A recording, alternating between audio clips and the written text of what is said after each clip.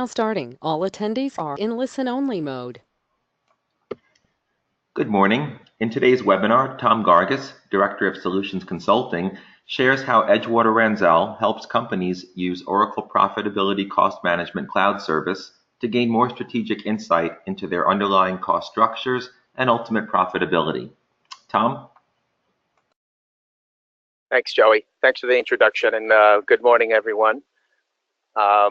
Our focus today in our short webinar is to go over profitability and cost management and some of the challenges organizations have been facing, and what their struggles are and what their attempts are to gain greater visibility into their cost and ultimately profitability.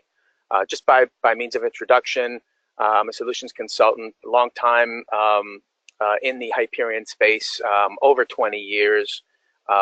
And growing as the Hyperion technology and application has grown and evolved in areas such as S-Base, Hyperion planning, obviously profitability and cost management, both in an on-premises and in a cloud solution.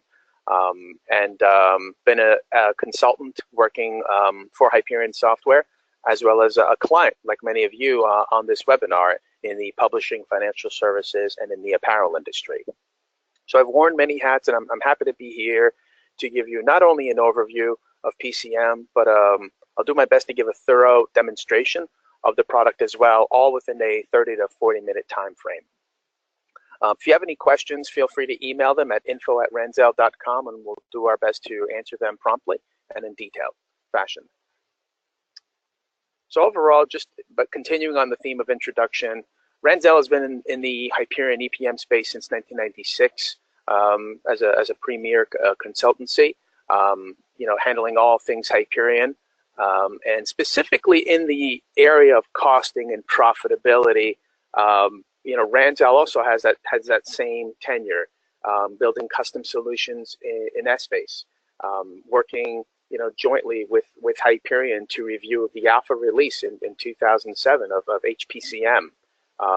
Being the first implementer of HPCM that replaced business modeling, developing training material, and overall evolving from, like all things Hyperion, from a on-premises capacity to the cloud-based version of HPCM, known as PCMCS, and even developing intellectual property standards, leading practices, and starter kits for customers, like many of you, and for Oracle as well. So long-standing tradition in the area of profitability, utilizing the underlying tools and technologies at our disposal. Just to give you an overview, courtesy from Oracle, of what the Oracle EPM solution looks like. I'm sure many of you have seen multiple iterations of this sort of architecture slide, as they say. Profitability and cost management really sort of sits in the middle. Conveniently, it's the focus of our presentation today, but even Oracle addresses it as sort of the heart of the entire platform. As you can see to its left, you have more on the planning and the budgeting side, financial planning, workforce planning, capital and projects, etc. Sort of very significant financial models that help organizations budget, forecast, and report. And on the right side, the major modules that are involved in the close process, such as the core consolidations, tax provisioning, and account reconciliation, excuse me. I tend to see profitability and cost management perfectly situated in the middle, because it's not necessarily a module, but it's more like a component of other management cycles. When you're budgeting and forecasting, you may want to allocate your data. You may also want to allocate your data on the close process. So it's a component of these management cycles, and I'll address this later on. It's an opportunity for organizations to put a stake in the ground and standardize and centralize allocations and costing, while without having to rely on IT and have it more business centric, to state it simply. PCM is also built on Hyperion DNA, so it takes advantage of all the reporting capabilities, data integration capabilities, and also available to integrate not only with other Hyperion applications, but with other backend systems as well. Moving forward to what Ranzal has seen across industries, and I chose just 3 basic industries and some of the challenges we've seen them endure: financial services, healthcare payers, and manufacturing. I'm sure that there's many more, but we can see here in financial services, it's quite obvious that there's encouraging revenue growth and sustaining profitability in a dynamic environment is definitely a key challenge.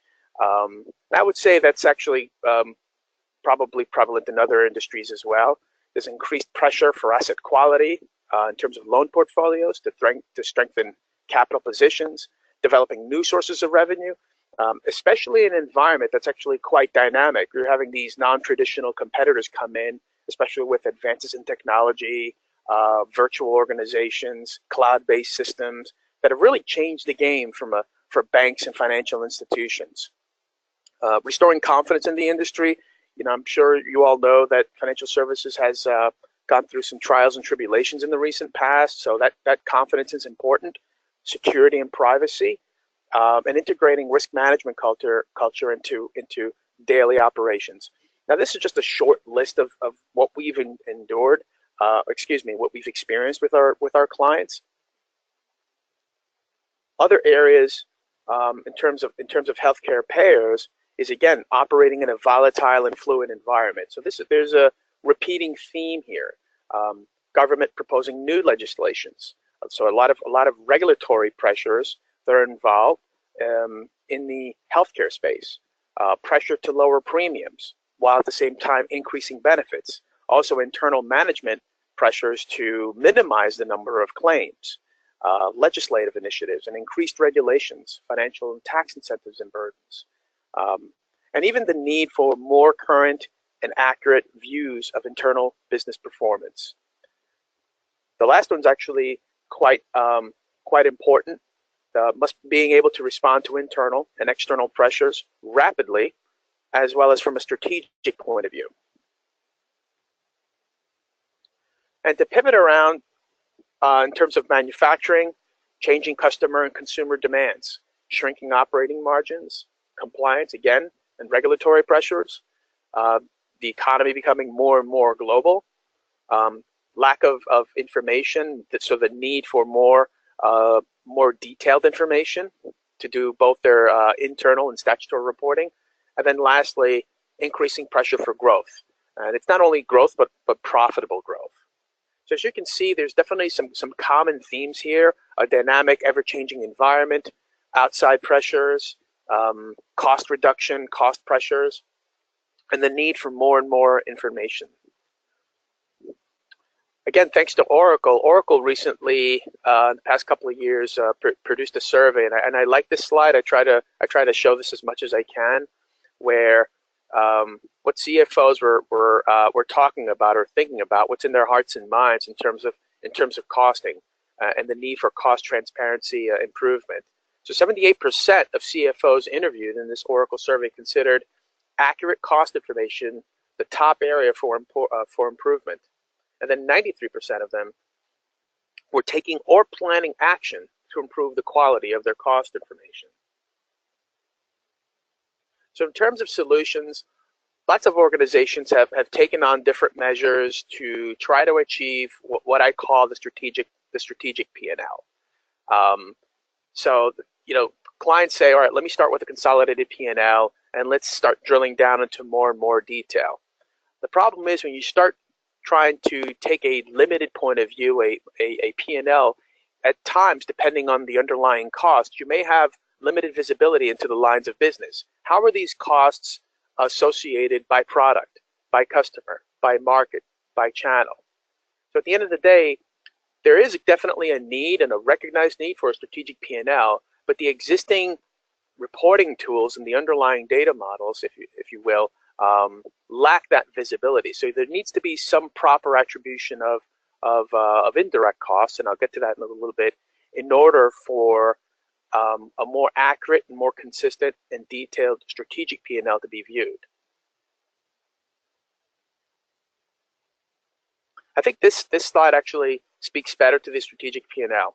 So overall, if we see this sort of this sample P&L, we can see that from the revenue side and all the way down to the cost of goods side, that and ultimately through gross margin, there are standard and accepted processes, usually in organizations, to attribute revenue, obviously, and direct costs to lines of business, such as by product, by customer, by region, by channel, etc. But clients still have issues standardizing processes for indirect costs. How were the IT costs directly attributed to company XYZ's production of these products? How are these HR costs ultimately attributed, and what was the methodology involved in supporting the plants, for example, or the products that those plants produced, whether it's in Europe or the United States?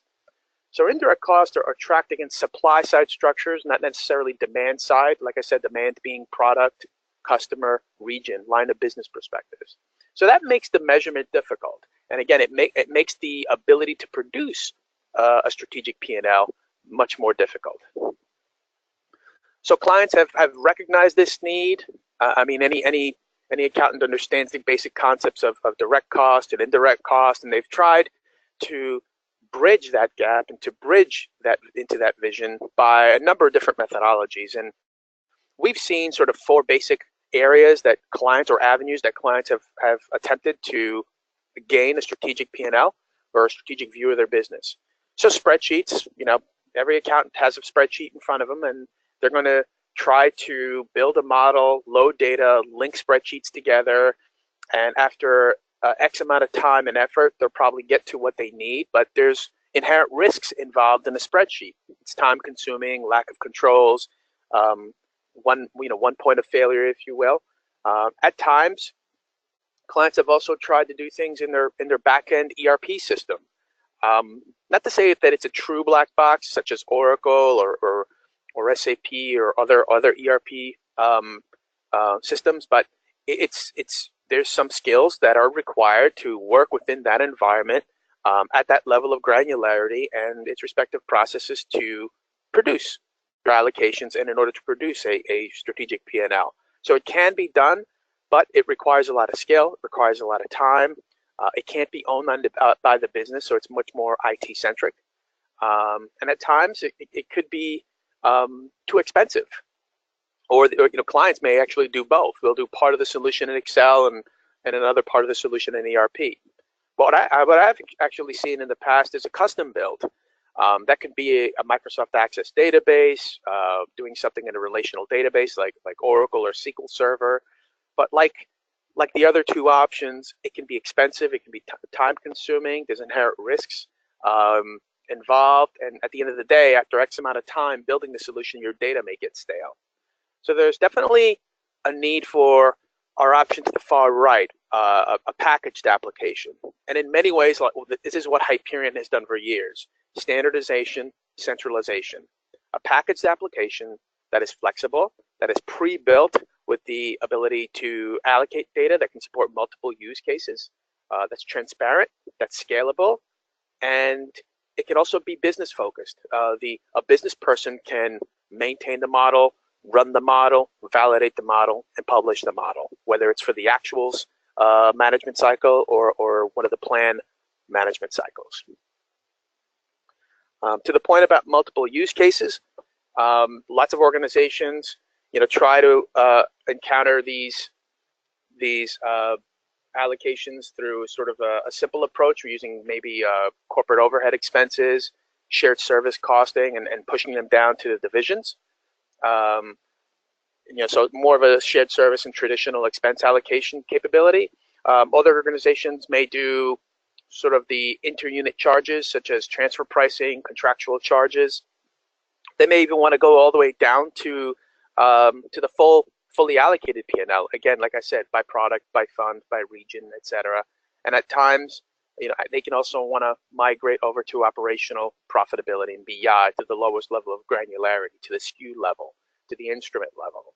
So again, it has to be a packaged application that can support many use cases. Number 2, it needs to be business owned, and you don't have to adopt these use cases all at once. You can have an application that can grow and evolve and transform as the organization sees fit.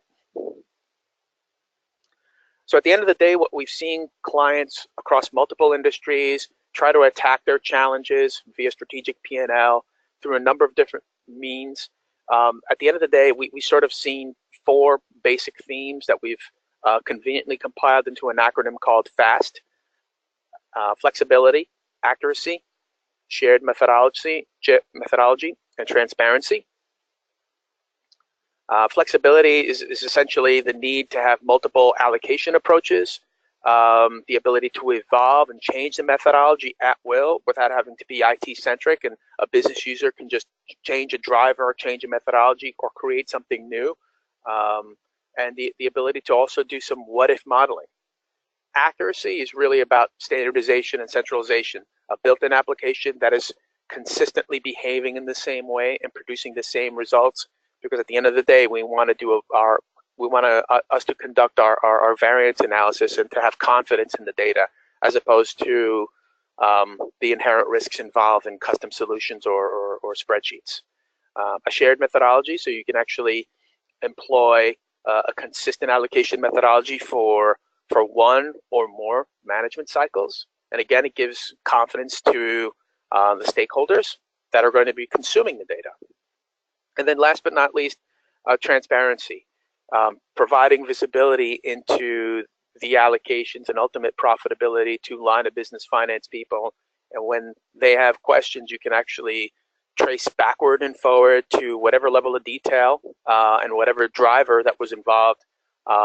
So again, to give consumers of the information confidence, as opposed to having to decode cryptic scripting or programming languages in order to come up with those results. Okay, so let's do a time check. So for the next 15-20 minutes, I'll quickly go to the demonstration. And I'm already logged into PCMCS. As you can see here, this is an Oracle, this is running on the Oracle Cloud. PCMCS has built-in rules management capabilities for allocating data, but it also has built-in intelligence and analytics in order for you to analyze any data, pre-allocated data, post-allocated data, and the drivers in between. You can consume the data through a number of different means. One of my favorites is dashboards, where you can see the information in a graphical way. You don't have to export data to a third-party system. In my demo environment, as you can see, I have a nice inventory of dashboards for us to review. So I can click on the Corporate Performance Overview dashboard. We can see the state of the business today. So I can see my trend, my profit trend analysis over the past 6 months, my department store performance in terms of net revenue, gross profit, and net income, bubble charts, and then some key performance indicators directly highlighted on our screen. And there's some other example as well. One of my favorite features behind dashboards, this is business-oriented self-service. I can drag and drop components of these reports, which are called analysis views, and I can control how I want to chart them. So it's really nice, self-service, and if you're interested, Ranzal will be happy to work with you and give you a more detailed product demonstration. Also built in are the ability to do standardized financial reporting. So this is the web-based version of financial reports that many Hyperion customers have grown to love. So as opposed to seeing the data in a more graphical way, you can see this in a more structured and highly formatted way with your company watermark, your company title, the detailed information, and again, a standard and central report and books of reports that you can produce directly out of PCMCS. For the sake of time, I'm going to go straight to the heart and soul of the product, which is basically rules. Rules are basically the ability to allocate your data, and you can develop rules in order to structure it in the form of rule sets, which are basically logical categories of rules. You may have some allocation rules involved in occupancy expense allocations, and others that are going to be involved in activity costing or perhaps more shared service type of allocations. As you can see here, I have 1, 2, 3, all the way down to about 7 rule sets that are involved in my demo model. Now, my rules are tied to my main point of view. So my entire allocation methodology is tied to a specific year, which is 2016, March, and my actual scenario. What I really like about rules is, I'm going to go to something that most people will understand, like IT or HR. Here we go.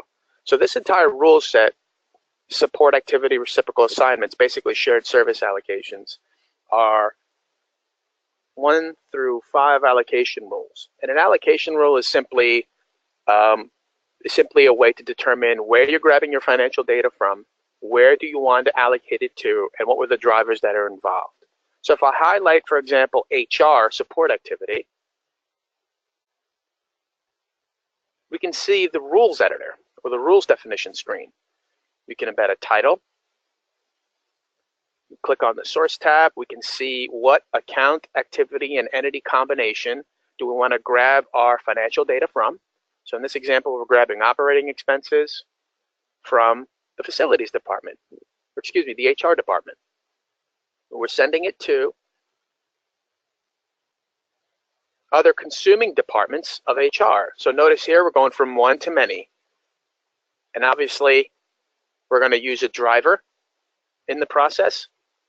If I highlight my account, which is where my drivers are stored, it's a statistical account called stat 1102. We can also allocate an entire pool of data, or we can specify a specific amount or percentage as well. So there's a number of different options we can take advantage of in order to properly configure the allocation process exactly the way your organization needs. And again, the ultimate goal is to allocate your data to support a more strategic point of view. So once these allocations are properly organized into these rule sets, we can just run the allocations. And this is already run. So let me just cancel out of here. Do you want to discard changes? Yes. The allocations are run. And we can validate our data directly on our screen with a pre-built report called rule balancing.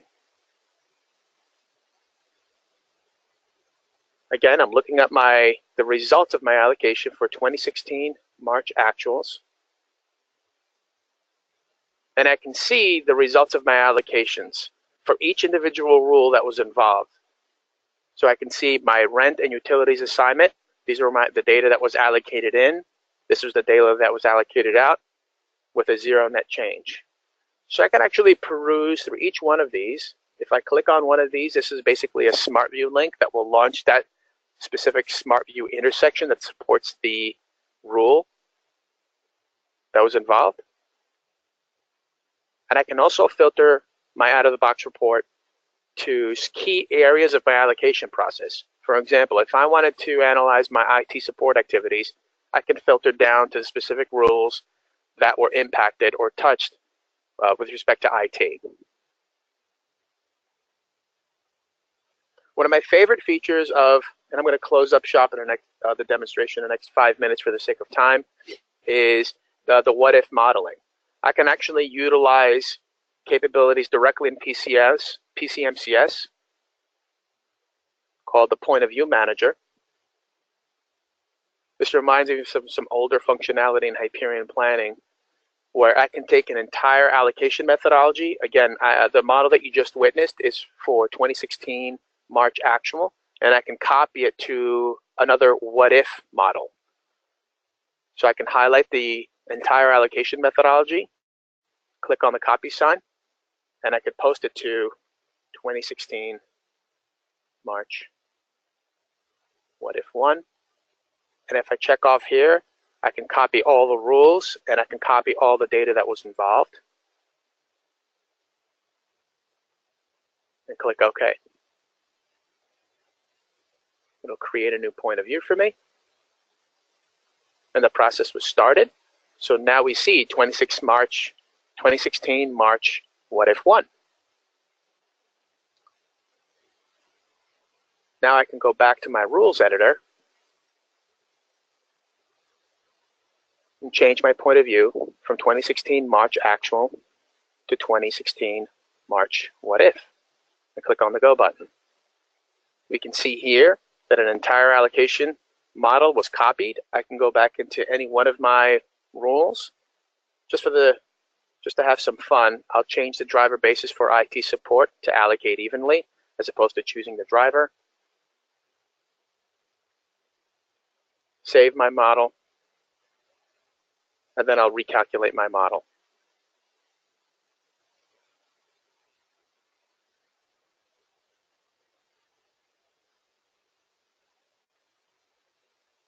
As this model is calculating, it should take about 30 seconds. All other built-in capabilities in the solution, like I said, there's built-in analytical reporting, financial reports, dashboards, traceability, and another popular area is the self-documenting feature built in PCMCS called system reports. So should there be a need by an auditor for documentation on the methodology and how the system works, I can quickly choose a model, program documentation, and I can run the document.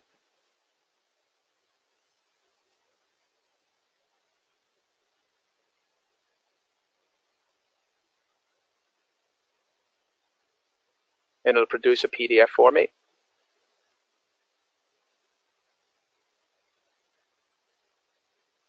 Do a time check.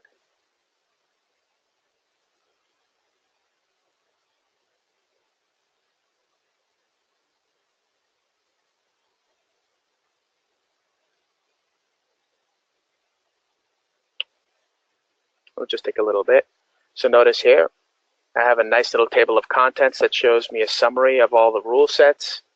If I click on one of these links, it shows me exactly what the dimensions that were involved, the source dimensions, the estimated source count, the destination dimensions, and the driver that was involved, all fully documented.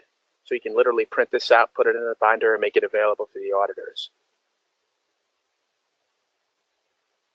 Let me go back to my calculation. I can go to my job library and review the status of my calculation for my what if model. It should say success. There it is. So I just made one tiny change to my allocation model, and I conveniently have a spreadsheet here that I'll just review, refresh.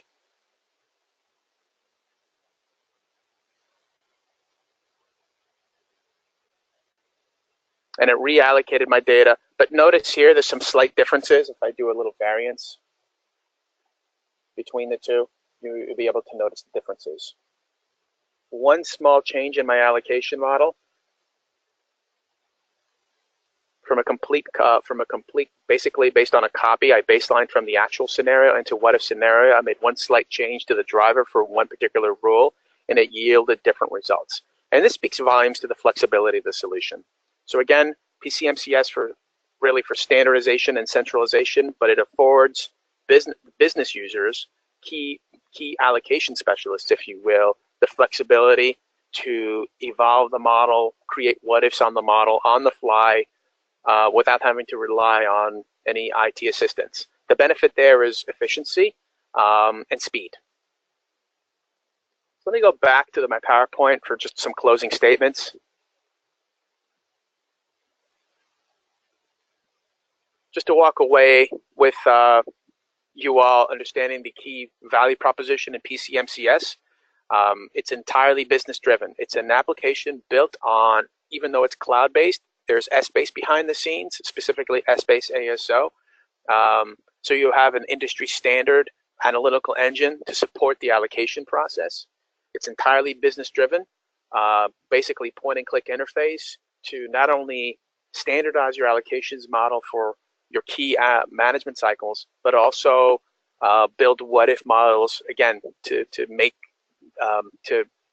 do what if scenarios and so forth.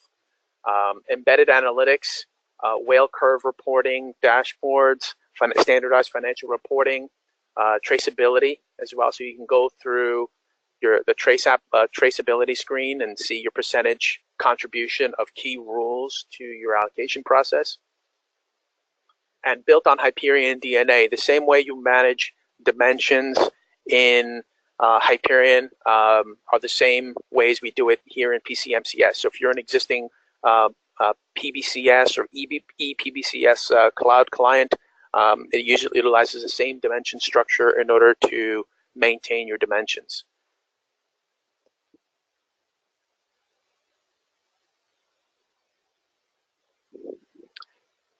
It's graphical, it's easy, it's point and click.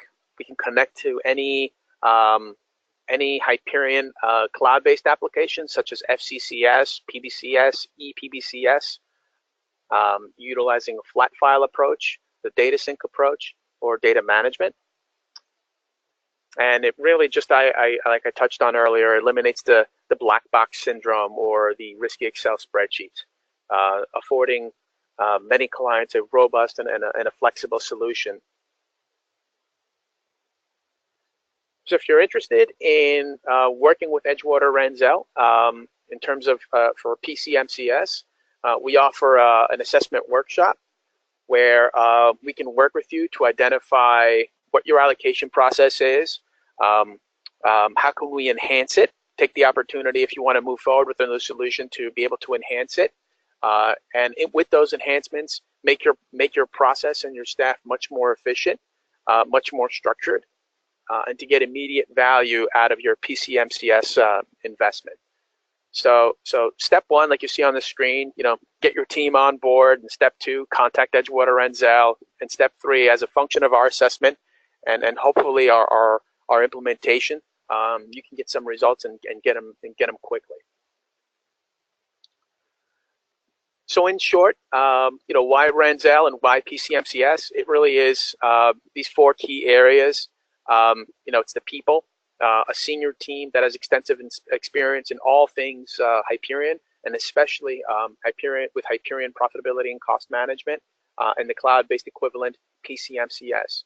We're the only premier implementer of Hyperion products, BI and big data, that has the most PCM experience across the industry. We're entirely dedicated to the Oracle EPM, BI, and big data arena, and we can also support, tactical solutions. We provide support services, training, and obviously full implementations. We're just about the right size organization. We're not too big, not too small. That affords us to be flexible, but at the same time, provide organizations confidence that we're a stable organization, we're strong, consistent, and we're here to stay. And we have strong technical and functional skills. We're not just programmers per se, but we have industry experience, a lot of ex-accountants, ex-directors of finance, and so forth, to support, your single implementation needs, or perhaps it could be in a multi-product capacity, such as working with PCMCS and PBCS hand in hand. So feel free to contact us. Send your questions to info@ranzal.com. And kindly, feel free to take advantage of our PCMCS assessment in order for you to dip your toes into the cloud and work with PCMCS to help you achieve your strategic P&Ls and your profitability goals. Joey? Tom, thanks so much. As Tom indicated, questions can be emailed to us at info@ranzal.com. Also, a recording of this webinar will be available on our website shortly, where you may also find a number of previous webinars posted. We hope you gained insight from today's webinar. Please visit our website to learn about and register for upcoming webinars, and follow us on social media to get alerts about upcoming events, training, and webinars. Our next webinar is on March 6th and provides an overview of the history of Oracle Data Visualization and Oracle Analytics Cloud, and demonstrates both products' main features and wide array of possible sources, which includes Oracle Essbase. You can register for this and other upcoming webinars by visiting our website. Thank you to our audience for joining us, and thanks to Tom for sharing your knowledge and expertise during this presentation. This concludes today's webinar.